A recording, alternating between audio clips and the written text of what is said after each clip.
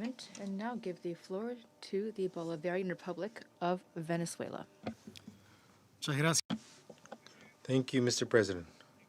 The Bolivarian Republic of Venezuela has the honor to take the floor on behalf of the group of friends in defense of the Charter of the United Nations. At the outset, allow us to welcome you and your whole team to New York and to convey our appreciation to the delegation of the Russian Federation, a fellow member of our group of friends, for convening this open debate on such an important and critical theme, particularly in the midst of the current international juncture, while expressing also our appreciation to the Russian delegation for having prepared the conceptual note previously circulated for guiding our discussions today. Mr. President, over the past 77 years, the United Nations have made great achievements in various fields. Nevertheless, the fulfillment of the promise contained in the Charter of the United Nations remains elusive to humanity. The three pillars of our organization, international peace and security, sustainable development, and human rights, are yet to be fully realized. And while the UN has indeed had many success stories to show, for instance, in averting a conflagration at the global scale, today's world is not precisely a safer one, neither from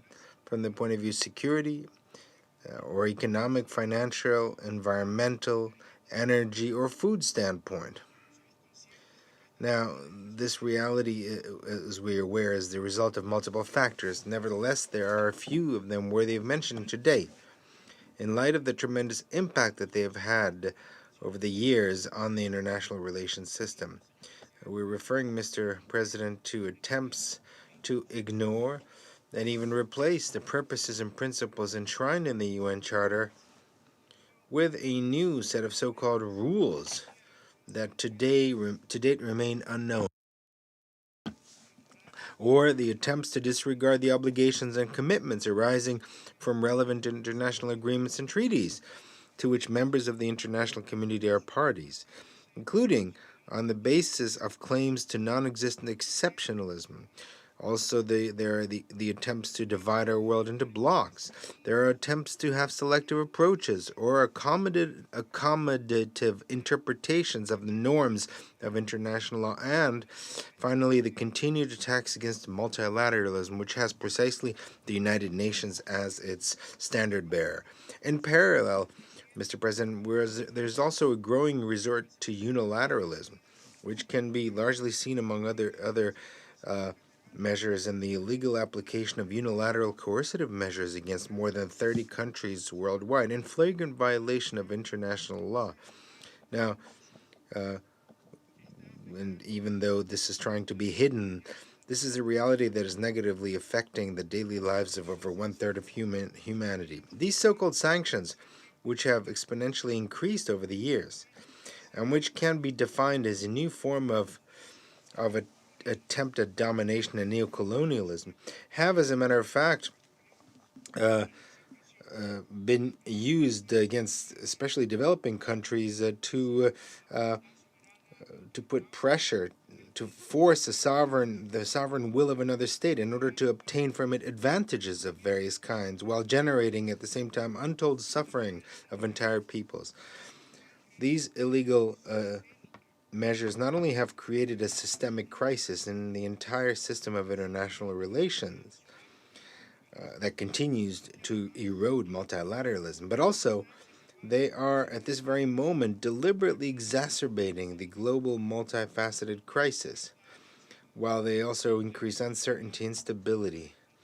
fuel mistrust and tensions around the world. This is the reason why we continue to insist on the pressing need for the complete, immediate, and unconditional lifting of these measures. Mr. President, it is in light of this reality and in response to the increasing threats against the Charter of the United Nations, and therefore the urgent need to reaffirm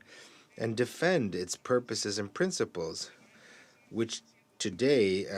I think it should be said, are as relevant as they were in 1945, that this is why almost 2 years ago a cross-regional group of countries came together and decided to establish this group of friends as part of its firm commitment to preserving, promoting, and defending the validity and relevance of the Universal Code of Conduct that is given to us by the UN Charter. In this context, we'd like to underscore the importance we attach to ensuring compliance with and strict adherence to both the letter and the spirit of the charter of this organization, and of the timeless principles contained therein, including the sovereign equality of states, the self-determination, the non-interference in the internal affairs of states, to refrain from the threat or the use of force against the territorial integrity or political independence of any state. To proceed in any other manner, we believe, would only keep us farther apart from our common aspiration of establishing a more peaceful and prosperous world, and a truly just, democratic, and equitable world order, while at the same time hindering our ability to provide for a dignified life and a future of peace and development for all our peoples, in line with our pledge of leaving no one behind. Mr. President, multilateralism is the collective action and the search for solutions together to common problems. This is why we concur with the statement contained in the concept note for today's open debate, that multilateralism indeed makes it possible to facilitate inter alia long-term stability, indivisible security, and good neighborliness. We also believe in this regard that the solution to the new and complex challenges that we face today requires the strengthening and revitalization of an inclusive multilateralism in which all countries, big or small, all of them are effectively engaged in this discussion, because each national contribution is essential for achieving the goals that motivated the establishment of this organization back in 1945. Consequently, this also requires, on the one hand, achieving the democratization of international relations, as well as consolidating a multipolar system that is necessarily rooted in the United Nations Charter. And on the other hand, it requires the total elimination of unilateralism in all its forms and manifestations. In light of everything I've said, the United Nations is called on to play a key and central role in addressing inter alia attempts to undermine multilateralism, mindful of the fact that this organization is a platform with the greatest legitimacy, the greatest convening power, and normative capacity in an increasingly interdependent world, in order to address jointly in a coordinated and decisive way, on the basis of dialogue, understanding, and tolerance, as well as mutual respect, solidarity, and consensus building approaches, to address all issues related to international cooperation for economic development and social progress, peace and security,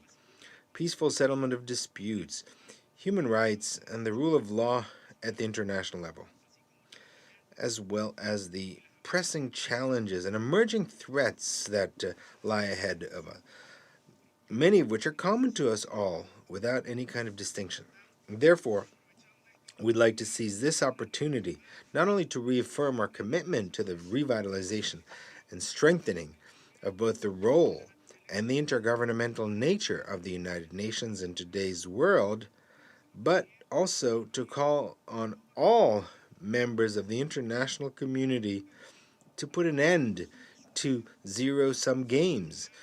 to put an end to Cold War era of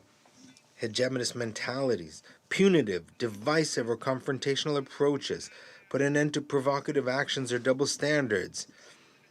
putting an end to the deepening of divisions or the imposition of visions and agendas of dubious nature, and to, instead of all this,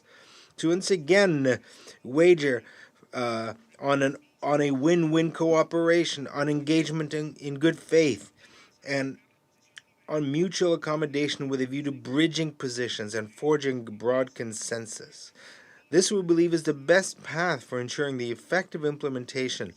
of commitments and decisions that we adopt in this forum, in order to achieve the goals and purposes envisioned in the UN Charter, and to unleash the great power of multilateralism. Mr. President, to conclude, today as we commemorate the International Day of Multilateralism and Diplomacy for Peace, we would like to reaffirm our confidence that multilateralism and diplomacy can reinforce the advancement and progress toward the three pillars of the United Nations, while reiterating that we will spare no effort in upholding the UN Charter and its tenets, which are all indispensable not only for fostering international peace and security that all of humankind is confronted today. Thank you very much. I thank the representative of the Bolivarian Republic of Venezuela.